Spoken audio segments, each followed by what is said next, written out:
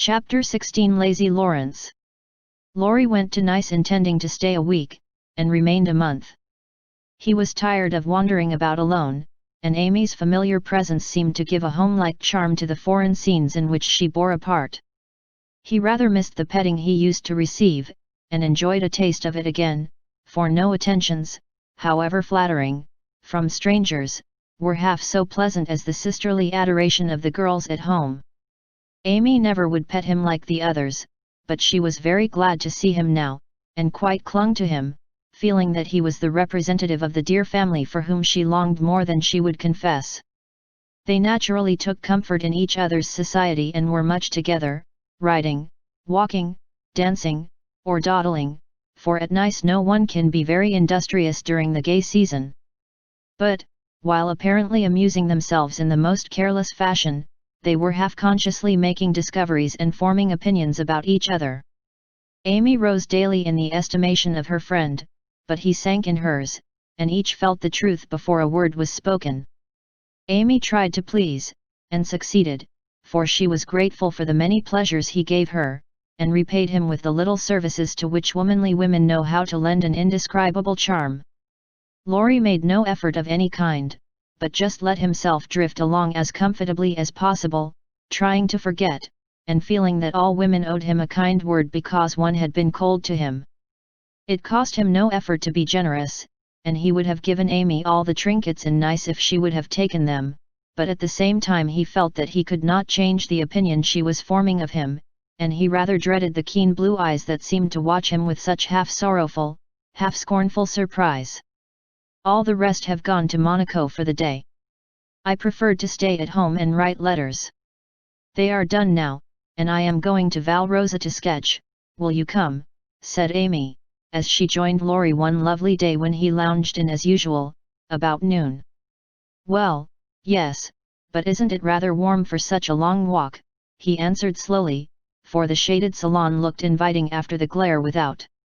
I'm going to have the little carriage, and Baptiste can drive, so you'll have nothing to do but hold your umbrella, and keep your gloves nice, returned Amy, with a sarcastic glance at the immaculate kids, which were a weak point with Laurie.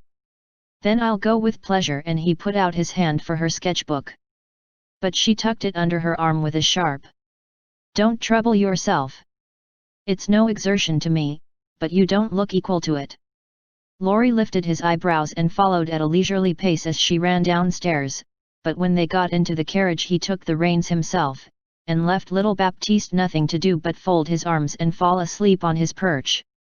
The two never quarrelled. Amy was too well bred, and just now Laurie was too lazy, so in a minute he peeped under her hat brim with an inquiring air. She answered him with a smile, and they went on together in the most amicable manner. It was a lovely drive, along winding roads rich in the picturesque scenes that delight beauty-loving eyes. Here an ancient monastery, whence the solemn chanting of the monks came down to them. There a bare-legged shepherd, in wooden shoes, pointed hat and rough jacket over one shoulder, sat piping on a stone while his goats skipped among the rocks or lay at his feet. Meek, mouse-colored donkeys, laden with panniers of freshly cut grass passed by, with a pretty girl in a capeline sitting between the green piles, or an old woman spinning with a distaff as she went. Brown, soft-eyed children ran out from the quaint stone hovels to offer nosegays, or bunches of oranges still on the bough. Gnarled olive trees covered the hills with their dusky foliage, fruit hung golden in the orchard, and great scarlet anemones fringed the roadside, while beyond green slopes and craggy heights, the maritime Alps rose sharp and white against the blue Italian sky. Valrosa well deserved its name, for in that climate of perpetual summer roses blossomed everywhere. They overhung the archway, thrust themselves between the bars of the great gate with a sweet welcome to passers-by, and lined the avenue, winding through lemon trees and feathery palms up to the villa on the hill. Every shadowy nook, where seats invited one to stop and rest, was a mass of bloom. Every cool grotto had its marble nymph smiling from a veil of flowers, and every fountain reflected crimson, white, or pale pink roses, leaning down to smile at their own beauty. Roses covered the walls of the house, draped the cornices, climbed the pillars, and ran riot over the balustrade of the wide terrace, whence one looked down on the sunny Mediterranean, and the white-walled city on its shore. "This is a regular honeymoon paradise, isn't it? Did you ever see such roses?" asked Amy, pausing on the terrace to enjoy the view, and a luxurious whiff of perfume that came wandering by. "No, nor felt such thorns," returned Laurie, with his thumb in his mouth, after a vain attempt to capture a solitary scarlet flower that grew just beyond his reach. "Try lower down, and pick those that have no thorns," said Amy, gathering 3 of the tiny cream-colored ones that starred the wall behind her. She put them in his buttonhole as a peace offering, and he stood a minute looking down at them with a curious expression, for in the Italian part of his nature there was a touch of superstition, and he was just then in that state of half-sweet, half-bitter melancholy, when imaginative young men find significance in trifles and food for romance everywhere. He had thought of Jo in reaching after the thorny red rose, for vivid flowers became her, and she had often worn ones like that from the greenhouse at home. The pale roses Amy gave him were the sort that the Italians lay in dead hands, never in bridal wreaths, and for a moment he wondered if the omen was for Jo or for himself, but the next instant his American common sense got the better of sentimentality, and he laughed a heartier laugh than Amy had heard since he came. "It's good advice, you'd better take it and save your fingers," she said, thinking her speech amused him. "Thank you, I will," he answered in jest, and a few months later he did it in earnest. "Laurie, when are you going to your grandfather?" she asked presently, as she settled herself on a rustic seat. "Very soon. You have said that a dozen times within the last 3 weeks. I dare say, short answers save trouble. He expects you, and you really ought to go." "Hospitable creature. I know it. Then why don't you do it?" "Natural depravity, I suppose." "Natural indolence, you mean? It's really dreadful," and Amy looked severe. "Not so bad as it seems, for I should only plague him if I went, so I might as well stay and plague you a little longer. You can bear it better, in fact I think it agrees with you excellently," and Laurie composed himself for a lounge on the broad ledge of the balustrade. Amy shook her head and opened her sketchbook with an air of resignation, but she had made up her mind to lecture that boy, and in a minute she began again. "What are you doing just now? Watching lizards?" "No, no. I mean, what do you intend and wish to do?" "Smoke a cigarette, if you'll allow me." "How provoking you are! I don't approve of cigars, and I will only allow it on condition that you let me put you into my sketch. I need a figure." "With all the pleasure in life. How will you have me, full length or 3/4, on my head or my heels?" "I should respectfully suggest a recumbent posture, then put yourself in also and call it dolce far niente. Stay as you are, and go to sleep if you like." "I intend to work hard," said Amy in her most energetic tone. "What delightful enthusiasm!" and he leaned against a tall urn with an air of entire satisfaction. "What would Jo say if she saw you now?" asked Amy impatiently, hoping to stir him up by the mention of her still more energetic sister's name. "As usual, go away, Teddy. I'm busy." He laughed as he spoke, but the laugh was not natural, and a shade passed over his face, for the utterance of the familiar name touched the wound that was not healed yet. Both tone and shadow struck Amy, for she had seen and heard them before, and now she looked up in time to catch a new expression on Laurie's face, a hard bitter look, full of pain, dissatisfaction, and regret. It was gone before she could study it, and the listless expression back again. She watched him for a moment with artistic pleasure, thinking how like an Italian he looked, as he lay basking in the sun with uncovered head and eyes full of southern dreaminess, for he seemed to have forgotten her and fallen into a reverie. "You look like the effigy of a young knight asleep on his tomb," she said, carefully tracing the well-cut profile defined against the dark stone. "Wish I was. That's a foolish wish, unless you have spoiled your life. You are so changed, I sometimes think." There Amy stopped, with a half-timid, half-wistful look, more significant than her unfinished speech. Laurie saw and understood the affectionate anxiety which she hesitated to express, and looking straight into her eyes, said, just as he used to say it to her mother, "It's all right, ma'am." That satisfied her and set at rest the doubts that had begun to worry her lately. It also touched her, and she showed that it did, by the cordial tone in which she said, "I'm glad of that. I didn't think you'd been a very bad boy, but I fancied you might have wasted money at that wicked Baden-Baden, lost your heart to some charming Frenchwoman with a husband, or got into some of the scrapes that young men seem to consider a necessary part of a foreign tour. Don't stay out there in the sun, come and lie on the grass here and let us be friendly, as Joe used to say when we got in the sofa corner and told secrets." Laurie obediently threw himself down on the turf, and began to amuse himself by sticking daisies into the ribbons of Amy's hat, that lay there.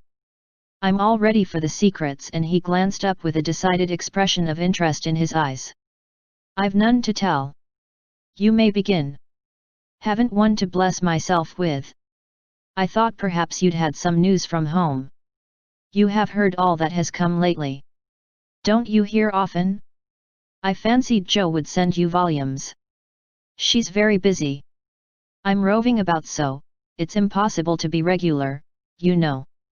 "When do you begin your great work of art, Raffaella?" he asked, changing the subject abruptly after another pause, in which he had been wondering if Amy knew his secret and wanted to talk about it. "Never," she answered, with a despondent but decided air. "Rome took all the vanity out of me, for after seeing the wonders there, I felt too insignificant to live and gave up all my foolish hopes in despair." "Why should you, with so much energy and talent?" "That's just why, because talent isn't genius, and no amount of energy can make it so. I want to be great, or nothing. I won't be a commonplace dauber, so I don't intend to try any more." "And what are you going to do with yourself now, if I may ask?" "Polish up my other talents, and be an ornament to society, if I get the chance." It was a characteristic speech, and sounded daring, but audacity becomes young people, and Amy's ambition had a good foundation. Laurie smiled, but he liked the spirit with which she took up a new purpose when a long-cherished one died, and spent no time lamenting. "Good. And here is where Fred Vaughan comes in, I fancy." Amy preserved a discreet silence, but there was a conscious look in her downcast face that made Laurie sit up and say gravely, "Now I'm going to play brother, and ask questions. May I?" "I don't promise to answer." "Your face will, if your tongue won't. You aren't woman of the world enough yet to hide your feelings, my dear. I heard rumors about Fred and you last year, and it's my private opinion that if he had not been called home so suddenly and detained so long, something would have come of it, hey?" "That's not for me to say," was Amy's grim reply, but her lips would smile, and there was a traitorous sparkle of the eye which betrayed that she knew her power and enjoyed the knowledge. "You are not engaged, I hope?" and Laurie looked very elder brotherly and grave all of a sudden. "No. But you will be, if he comes back and goes properly down on his knees, won't you?" "Very likely." "Then you are fond of old Fred?" "I could be, if I tried." "But you don't intend to try till the proper moment?" "Bless my soul, what unearthly prudence! He's a good fellow, Amy, but not the man I fancied you'd like." "He is rich, a gentleman, and has delightful manners," began Amy, trying to be quite cool and dignified, but feeling a little ashamed of herself, in spite of the sincerity of her intentions. "I understand. Queens of society can't get on without money, so you mean to make a good match, and start in that way?" "Quite right and proper, as the world goes, but it sounds odd from the lips of one of your mother's girls." "True, nevertheless." A short speech, but the quiet decision with which it was uttered contrasted curiously with the young speaker. Laurie felt this instinctively and laid himself down again, with a sense of disappointment which he could not explain. His look and silence, as well as a certain inward self-disapproval, ruffled Amy and made her resolve to deliver her lecture without delay. "I wish you'd do me the favor to rouse yourself a little," she said sharply. "Do it for me, there's a dear girl." "I could, if I tried," and she looked as if she would like doing it in the most summary style. "Try, Then, I give you leave, returned Laurie, who enjoyed having someone to tease, after his long abstinence from his favorite pastime. You'd be angry in 5 minutes. I'm never angry with you. It takes 2 flints to make a fire. You are as cool and soft as snow. You don't know what I can do. Snow produces a glow and a tingle, if applied rightly. Your indifference is half affectation, and a good stirring up would prove it. Stir away, it won't hurt me and it may amuse you, as the big man said when his little wife beat him. Regard me in the light of a husband or a carpet, and beat till you are tired, if that sort of exercise agrees with you. Being decidedly nettled herself, and longing to see him shake off the apathy that so altered him, Amy sharpened both tongue and pencil, and began. Flo and I have got a new name for you. It's Lazy Laurence. How do you like it? She thought it would annoy him, but he only folded his arms under his head, with an imperturbable, that's not bad. Thank you, ladies. Do you want to know what I honestly think of you? Pining to be told. Well, I despise you. If she had even said I hate you in a petulant or coquettish tone, he would have laughed and rather liked it, but the grave, almost sad, accent in her voice made him open his eyes, and ask quickly. Why, if you please? Because, with every chance for being good, useful, and happy, you are faulty, lazy, and miserable. Strong language, mademoiselle. If you like it, I'll go on. Pray do, it's quite interesting. I thought you'd find it so. Selfish people always like to talk about themselves. Am I selfish? The question slipped out involuntarily and in a tone of surprise, for the one virtue on which he prided himself was generosity. Yes, very selfish, continued Amy, in a calm, cool voice, twice as effective just then as an angry one. I'll show you how, for I've studied you while we were frolicking, and I'm not at all satisfied with you. Here you have been abroad nearly 6 months, and done nothing but waste time and money and disappoint your friends. Isn't a fellow to have any pleasure after a 4-year grind? You don't look as if you'd had much. At any rate, you are none the better for it, as far as I can see. I said when we first met that you had improved. Now I take it all back, for I don't think you half so nice as when I left you at home. You have grown abominably lazy, you like gossip, and waste time on frivolous things, you are contented to be petted and admired by silly people, instead of being loved and respected by wise ones. With money, talent, position, health, and beauty, you like that old vanity. But it's the truth, so I can't help saying it, with all these splendid things to use and enjoy, you can find nothing to do but dawdle, and instead of being the man you ought to be, you are only. There she stopped, with a look that had both pain and pity in it. St. Laurence on a gridiron, added Laurie, blandly finishing the sentence. But the lecture began to take effect, for there was a wide-awake sparkle in his eyes now and a half-angry, half-injured expression replaced the former indifference.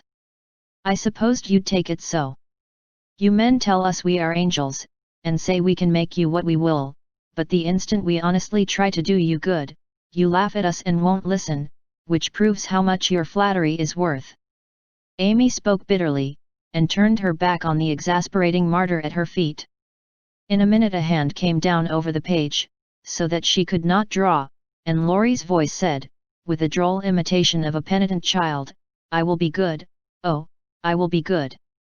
But Amy did not laugh, for she was in earnest, and tapping on the outspread hand with her pencil, said soberly, Aren't you ashamed of a hand like that? It's as soft and white as a woman's, and looks as if it never did anything but wear Javine's best gloves and pick flowers for ladies. You are not a dandy, thank heaven, so I'm glad to see there are no diamonds or big seal rings on it, only the little old one Joe gave you so long ago. Dear soul, I wish she was here to help me. So do I. The hand vanished as suddenly as it came, and there was energy enough in the echo of her wish to suit even Amy. She glanced down at him with a new thought in her mind, but he was lying with his hat half over his face, as if for shade, and his mustache hid his mouth. She only saw his chest rise and fall, with a long breath that might have been a sigh, and the hand that wore the ring nestled down into the grass, as if to hide something too precious or too tender to be spoken of. All in a minute various hints and trifles assumed shape and significance in Amy's mind, and told her what her sister never had confided to her. She remembered that Laurie never spoke voluntarily of Joe, she recalled the shadow on his face just now, the change in his character, and the wearing of the little old ring which was no ornament to a handsome hand. Girls are quick to read such signs and feel their eloquence. Amy had fancied that perhaps a love trouble was at the bottom of the alteration, and now she was sure of it. Her keen eyes filled, and when she spoke again, it was in a voice that could be beautifully soft and kind when she chose to make it so. "I know I have no right to talk so to you, Laurie, and if you weren't the sweetest-tempered fellow in the world, you'd be very angry with me. But we are all so fond and proud of you, I couldn't bear to think they should be disappointed in you at home as I have been, though, perhaps they would understand the change better than I do." "I think they would," came from under the hat, in a grim tone, quite as touching as a broken one. "They ought to have told me, and not let me go blundering and scolding, when I should have been more kind and patient than ever. I never did like that Miss Randall and now I hate her," said artful Amy, wishing to be sure of her facts this time. "Hang Miss Randall," and Laurie knocked the hat off his face with a look that left no doubt of his sentiments toward that young lady. "I beg pardon, I thought."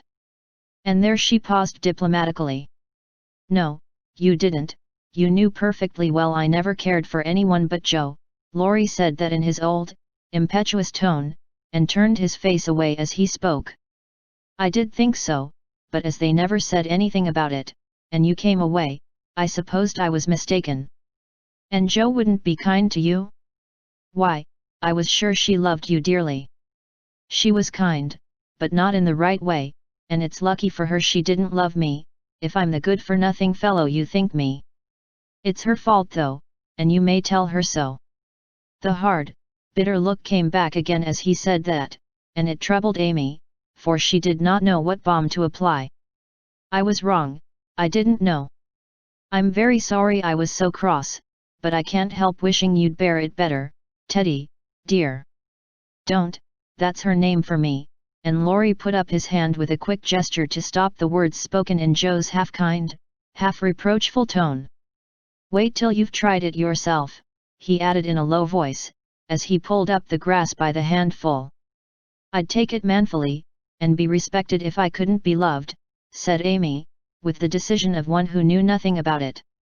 Now, Laurie flattered himself that he had borne it remarkably well, making no moan, asking no sympathy, and taking his trouble away to live it down alone. Amy's lecture put the matter in a new light, and for the first time it did look weak and selfish to lose heart at the first failure, and shut himself up in moody indifference. He felt as if suddenly shaken out of a pensive dream and found it impossible to go to sleep again. Presently he sat up and asked slowly, "Do you think Joe would despise me as you do?" "Yes, if she saw you now. She hates lazy people. Why don't you do something splendid, and make her love you?" "I did my best, but it was no use." "Graduating well, you mean?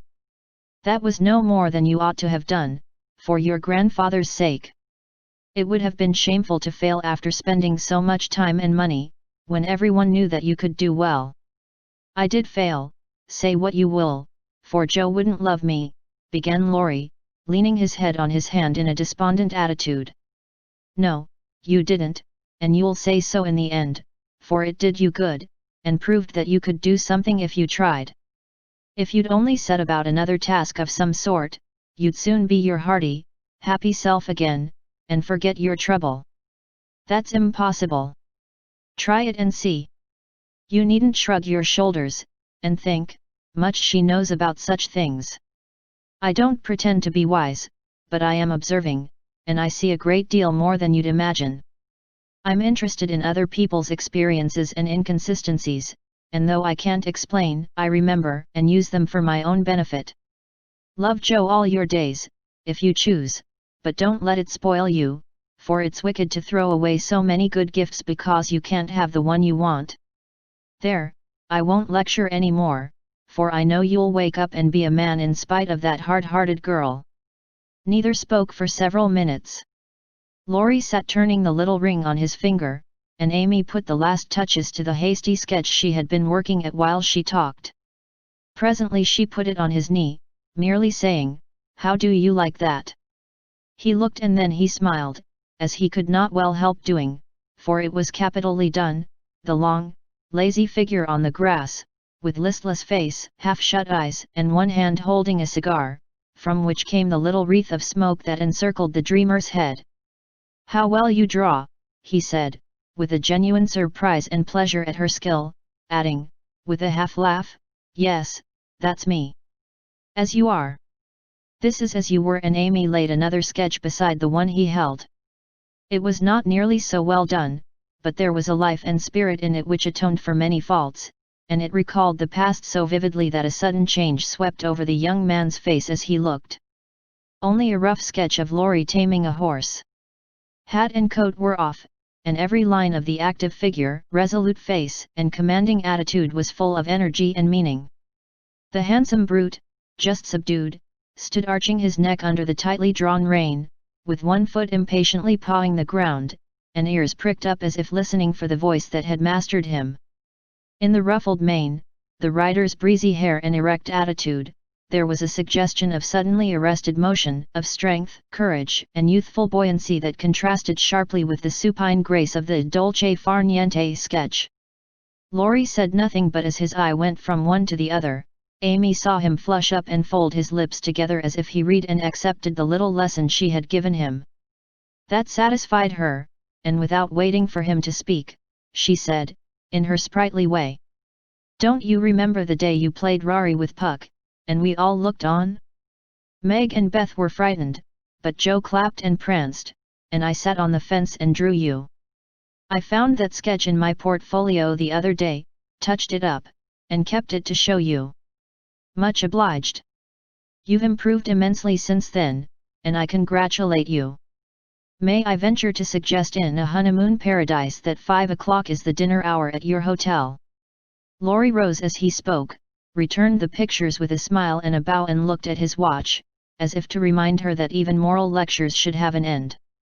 He tried to resume his former easy, indifferent air, but it was an affectation now, for the rousing had been more efficacious than he would confess. Amy felt the shade of coldness in his manner, and said to herself, "Now, I've offended him. Well, if it does him good, I'm glad, if it makes him hate me, I'm sorry, but it's true, and I can't take back a word of it."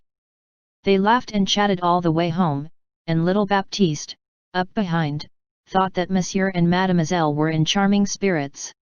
But both felt ill at ease. The friendly frankness was disturbed, the sunshine had a shadow over it, and despite their apparent gaiety, there was a secret discontent in the heart of each. "Shall we see you this evening, Monday Frere?" asked Amy, as they parted at her aunt's door.